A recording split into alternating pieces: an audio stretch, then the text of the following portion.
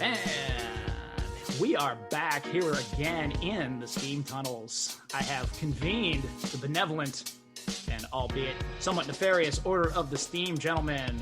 Let's check in with them today. Greg, the Star Child, how you doing? Feeling all right. Ready to put this thing together. My mind is all on the morbid.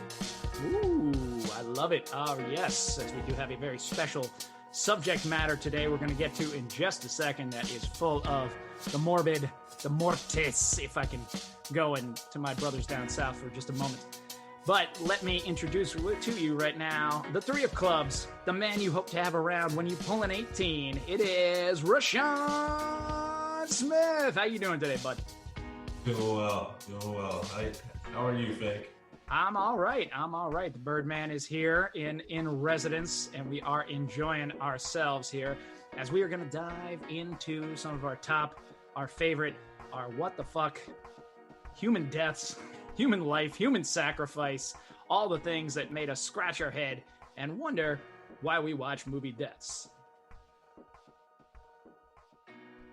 All right, so with that, after leading out of that, taking us away, I'm gonna go to get into the kind of seriousness here. We've talked a little bit about the deaths that made us laugh or the deaths that made us scratch our head or things, but let's be honest, we are talking about the end of life as we know it, which for most of us does carry at least a little bit of weight and a little bit of fear. I think it's safe to say. And I'm gonna go with the movie death that I can't watch again. All right. That one that just didn't see coming as well. I went to see this movie in the theater, and that is American History X. Now, this is pretty controversial. It was quite the controversial scene. And I'm going to tie it into something else here that I heard recently. The scene, just to explain it to you, is the character played by Ed Norton, is a young man whose father was a racist who passes on that racism to him, and it talks a lot about that. It talks, of course, a lot about the entrenched racism in American society. But his father is killed. He is also coincidentally killed by a black man. So, of course, that only enrages his racism even more so. And one night he catches a young black man trying to steal his car.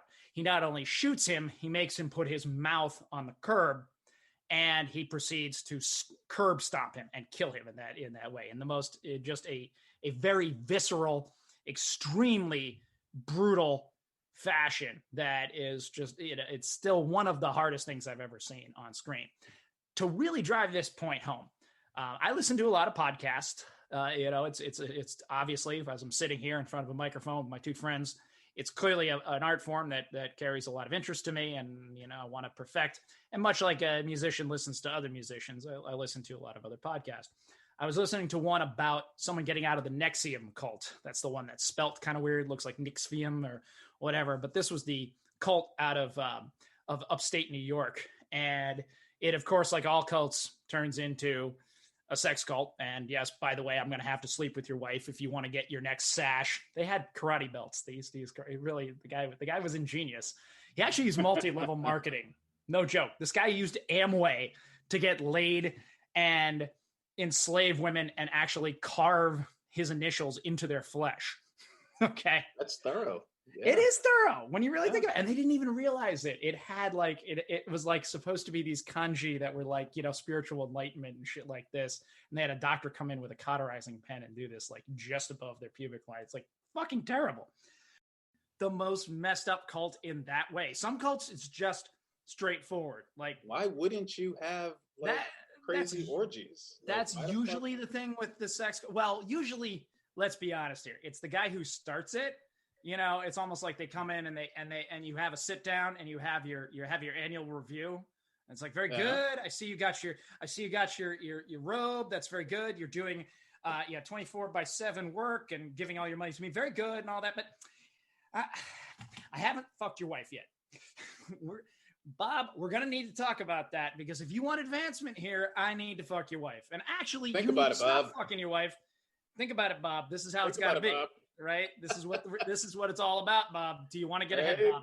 And that's sort of it. Like everyone, but when listening to one of the bonus episodes of this, they had a session where they were bringing in a woman, and showing her scenes of movies, and it was all about like working through your fear. Like, what is your fears? And like, this is like part of becoming this better person, because of course all cults are promising this kind of perfection, this kind of true state of being and true state of life in the end. And he showed her the scene from American History X. So clearly, just to show that this has a hell of a lot of weight to it, right? This was, that just struck me as something as like, for better or for worse, the director hit on something here. I think it is germane to the plot. It borders on gratuitous. I don't know. It's tough to tell. Maybe because they show it to you. I think it's maybe he could have chosen to cut away, and you could have gotten the idea. But that becomes in the eye of the beholder. That's hard for me to say. I'm not the director, right? But it was the director's choice to hold on that a little bit longer. But clearly, I can say as one wannabe director to another, you have succeeded in your mission to evoke emotion and to do something if a cult is using this clip of this film to try and break people mentally in some way, shape, or form. Presumably to get you to sleep with the cult leader. I don't know if that was, I definitely feel thoroughly enough that the director did not have that in mind. He's taken plenty of flack for other things in that scene, but I will probably step away and say that was not what he was necessarily intending, was to feel a cult in upstate New York. When you put a piece of art out there in the universe, you never know what it's going to come back as. Absolutely. It is just that. But I didn't know, have you gentlemen seen this film, or you know what I'm speaking of, or you know the scene I'm talking about? that scene in particular, I like that he didn't cut away from it, man. Okay. It showed where Edward Norton's character, I think his name was Derek, I'm not sure, but so.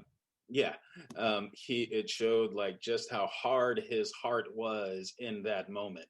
You know what I mean? Like, he didn't torture him. He didn't like, there was no real bravado, not really. Like, he just, the way he was in his face and was like, put your fucking mouth on the curb, something like that.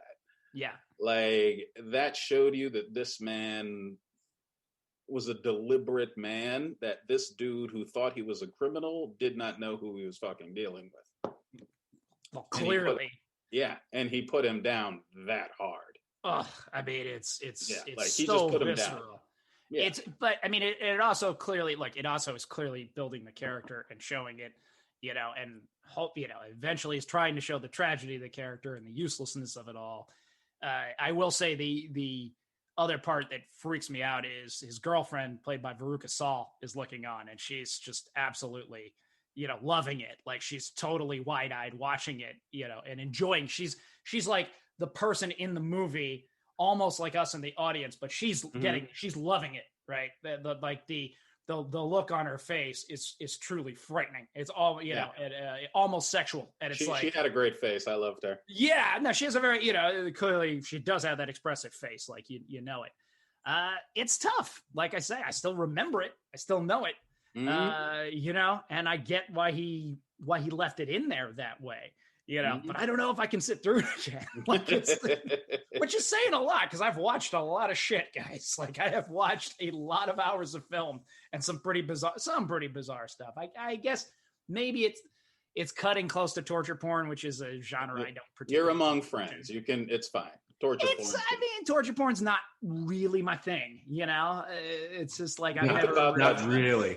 Not really. I mean, I'm just saying. Once a month. Well, because I grew up in the 80s, I watched Friday the 13th, and I still enjoy Halloween. Greg, you and I went to go see a remake of Halloween, for Christ's sake, I remember.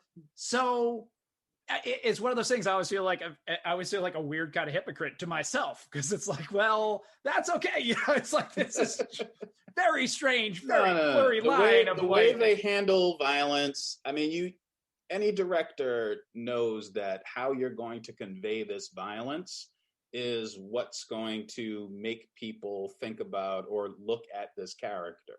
Like, anyone who's a good director uses the deaths intentionally. Yes. Like when, we talked about the scene in Commando where he's just walking across the lawn, mowing down all of these characters, the cartoonish nature of it and the one-sided nature of it conveys a message. And I'd say that kind of cartoonish violence, like Kill Bill, that's on a different end of the spectrum. You can take all the deaths of Kill Bill and lump them all together, and I don't think any of them hit you as hard as that one. Yes, curbing. I think that, yeah, I guess it all goes to the frame. I don't know. I disagree. Okay, I totally disagree.